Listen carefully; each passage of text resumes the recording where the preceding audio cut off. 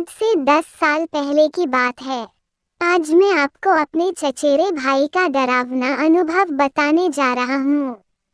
उसका नाम रितेश शर्मा है और यह घटना तब की है जब वो कॉलेज में पीएचडी की पढ़ाई कर रहे थे।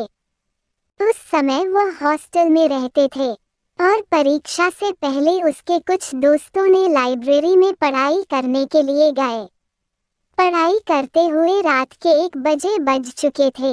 उस समय लाइब्रेरी में केवल 3 ही लड़के थे। लाइब्रेरी में सन्नाटा छाया हुआ था और सारा हॉस्टल शांत था। तभी उनमें से एक लड़के ने कहा कि बस यार पढ़ पढ़कर बोर हो गए, क्यों ना कोई खेल खेला जाए जिससे दिमाग फ्रेश हो जाए और नींद भी नहीं आएगी। उनमें से एक लड़के का नाम दुर्गेश था। उसने बोला कि चलो हम सब किसी आत्मा से बात करते हैं। ये कहकर वह अपने कमरे में गया। वह एक बोर्ड लेकर आया जिस पर A to Z लिखा हुआ था। 0 से 9 तक नंबर था और किनारों पर यस या नो लिखा हुआ था। बोर्ड के चारों तरफ उसने मोमबत्ती जलाई, सारी लाइटें बंद कर दी। उसने सिक्का बोर्ड के बीच में रख दिया। उनमें से एक लड़का डर के मारे अपने कमरे में चला गया और वहां 2 लड़के उस पासे पर एक उंगली रख दी, एक उंगली रख दी। फिर दुर्गेश ने कहा, कोई डरना मत, यहाँ से भागना मत, वरना आत्मा परेशान करेगी। दुर्गेश बोलने लगा, यहाँ पर कोई आत्मा अगर रहती हो तो बाहर आकर हमसे बात करो। वहां पर अजीब सा सन्नाटा और अंधेरा छाया हुआ था। अचानक वहां पर जोर से आवाज आने लगी। उसने सोचा शायद कोई किताब गिर गई होगी। उसी समय सिक्का भी हिल रहा था। उसी समय रितेश को लगा वहां पर कोई आत्मा है। वहां पर बंद पंखा जोर से चलने लगा, लेकिन दुर्गेश ने कहा, यहाँ से भागना मत, वरना तुम सब परेशान हो जाओगे, आत्मा उसे नुकसान पहुंचाएगी। उसके बाद दुर्गेश ने कहा, अगर आप मेरे सामने खड़े हो तो मेरे प्रश्नों का जवाब दो। मोमबत्ती बुझ गई और दुर्गेश डर के मारे भाग गया, लेकिन वहां पर रितेश फंस गया और दरवाजा बंद हो गया। उसको लगा कि उसे कोई पीछे की तरफ खींच रहा है और राकेश जोर से चिल्लाने लगा, बचाओ बचाओ। उसकी आवाज सुनकर हॉस्टल के सभी लड़के उठकर लाइब्रेरी की तरफ दौड़े। सब लोगों ने मिलकर दरवाजे को धक्का दिया और दरवाजा खुल गया। रितेश शर्मा इस घटना के बाद आज भी लाइब्रेरी में जाने से बहुत डरते हैं। आज भी वह भूत प्रेत नाम से बहुत डरने हैं। यहाँ तक कि वह भूत की कहानी भी नहीं सुनते। हमें ये सीख मिलती है कि आत्माओं को मस्ती में कभी नहीं बुलाना नहीं चाहिए। अमावस की रात मन ज्यादा बेचैन और चिंतित रहता है और नींद कम आती है।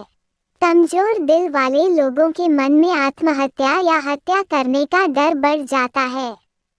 चांद का धरती के जल से संबंध उत्पन्न होता है। अमावस आती है तो समुद्र में सैलाब आता है, क्योंकि चंद्रमा समुद्र के जल को ऊपर की ओर खींचता है। मानव शरीर में लगभग 70% जल है। अमावस के दिन समुद्र की गति और लहरें बदल जाती हैं। विद्वानों के अनुसार इस दिन चंद्रमा का प्रभाव काफी तेज होता है। गांव के लोग कोई पंडित से तो कोई मौलवी से भूत प्रेत या फिर जिन को हटाने के लिए मंदिर या मस्जिद में जाते हैं। जो पंडित लोग बताते हैं कि 4 रास्ते पर दिया जलाओ या फिर नींबू काट दो तो तुम्हारे घर में सुख शांति आएगी।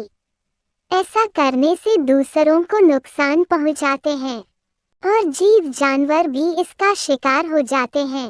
एक समय की बात है, हमारे बाबाजी गर्मियों के समय खड़ी दोपहर में बगिया जा रहे थे और उन्हें कुछ लोग दिखाई दिए तो वे उन लोगों के पास जाकर बैठ गए और आराम करने लगे। करीब 12 बजे से 1 बजे का समय था। जब 3 बजे तो वे उठे और जोर से आवाज मारने लगे कि आप लोग कहाँ चले गए।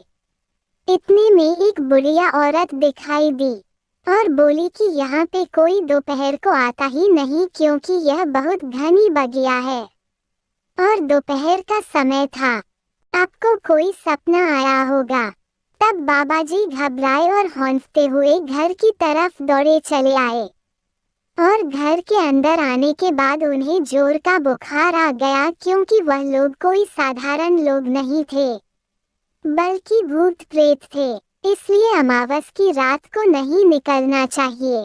एक बार मेरी बुआ और उनकी बहू दोनों भुजा बाजार गई थी। घर से बाजार काफी दूर था।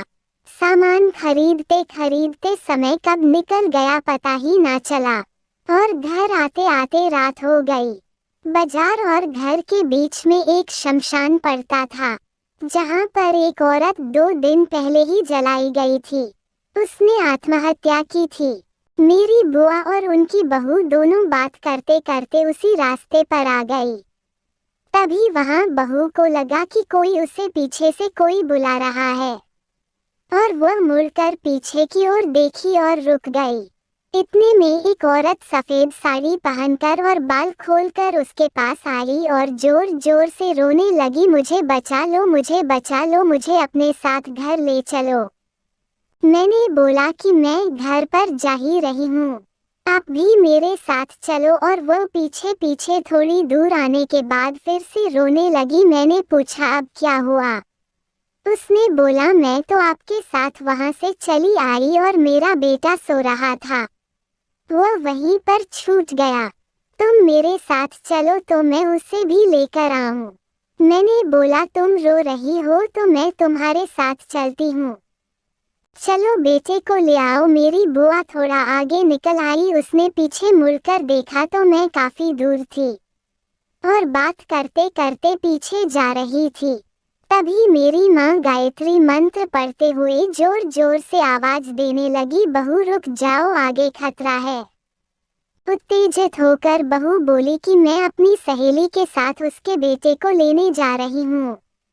तब तो बुआ के होश उड़ गए और वो बोली कि महामृत्युंजय का जाप करती हुई बहू मेरे साथ घर चलो। बहू ने बोला आज मैं बहुत खुश हूँ, क्योंकि मेरे साथ मेरी सहेली और उसका बच्चा भी है। बुआ ने देखा तो उसे कुछ ना दिखा।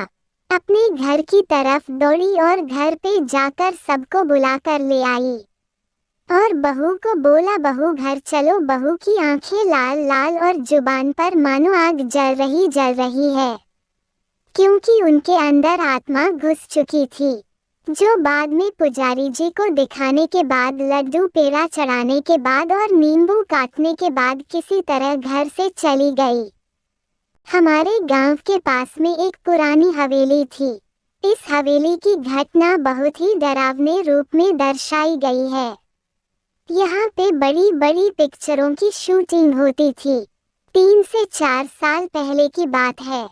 यहाँ पर भोजपुरी पिक्चर के सभी कलाकार रुके हुए थे। वह रात बहुत ही डरावनी और खौफनाक था। सभी कलाकार में से एक अलग दोस्तों का ग्रुप था, जिसमें राम, राजू और मुकेश थे।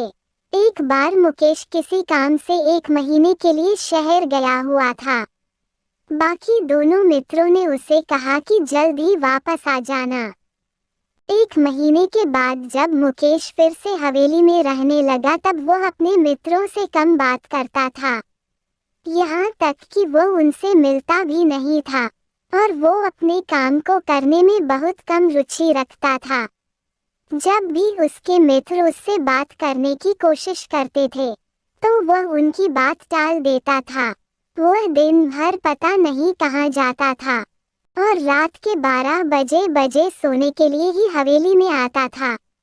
उसे अपने घर से हवेली में आए हुए केवल 6 ही दिन हुए थे कि एक दिन उसका भाई उस हवेली में आ पहुंचा। मुकेश के मित्र ने मुकेश के भाई से कहा कि उसे क्या हुआ, वह केवल रात को सोने ही आता है। मुकेश के मित्र की बात सुनकर मुकेश का भाई रो पड़ा और बोला भला रात को कैसे आ सकता है, मैं तो उसका सामान ले जाने आया हूँ। हवेली से जाने के बाद मुकेश रास्ते में ही मोटरसाइकिल चलाते हुए कुचल गया था। क्योंकि उसकी मोटरसाइकिल की रफ्तार बहुत तेज थी, इसलिए वह ट्रक के नीचे आ गया। तभी मुकेश के मित्र सोच में पड़ गए कि वो कौन था जो रात को सोने आता था। क्या वह उसका भूत था? उस दिन के बाद मुकेश का भूत फिर कभी नहीं आया, पर सारे कलाकार डर के मारे रात को सो नहीं पाते थे। मुकेश के कमरे में ताला भी लगा दिया था। कहते हैं कि मुकेश को अपने मित्रों से लगाव था। फिर कभी भी कोई पिक्चर की शूटिंग इस हवेली में नहीं होती। सभी को ये घटना आज